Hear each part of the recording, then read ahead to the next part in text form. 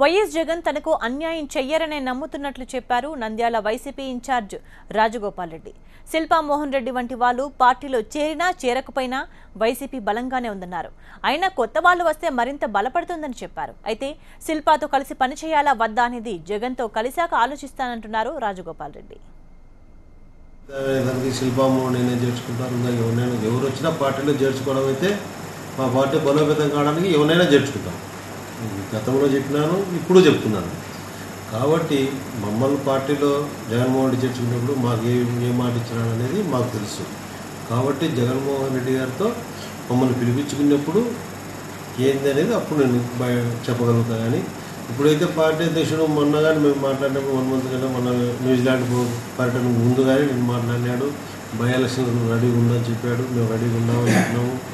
మొన్న ప్లీనరీ సమావేశం చేస్తున్నాడు, గ్రాండ్ సక్సెస్ చేసుకున్నాము. ఎక్కడ చూసినా మేము వైఎస్ఆర్ పార్టీని ప్రతిరోజు ఏ కార్యక్రమమైనా ముందంజలో తీసుకుపోతున్నాం. కాబట్టి జగన్మోహన్ రెడ్డి నాకు మాత్రం ఎలాంటి అన్యాయం చేయడానికి నాకైతే నమ్మకం. ఎందుకంటే జగన్మోహన్ రెడ్డి మీద నాకు ఫస్ట్ నుంచి నమ్మకం. రాజశేఖర రెడ్డి గారి గురించి కానీ, వైఎస్ రాజశేఖర గురించి కానీ, జగన్మోహన్ రెడ్డి గురించి కానీ.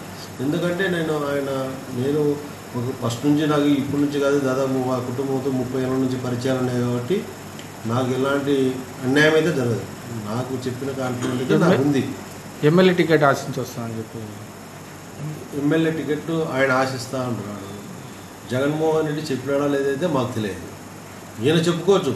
ఇప్పుడు పార్టీలో చేరే వాళ్ళందరూ ప్రతి ఒక్కరు ఏదో ఒకటి చెప్పుకుంటారు.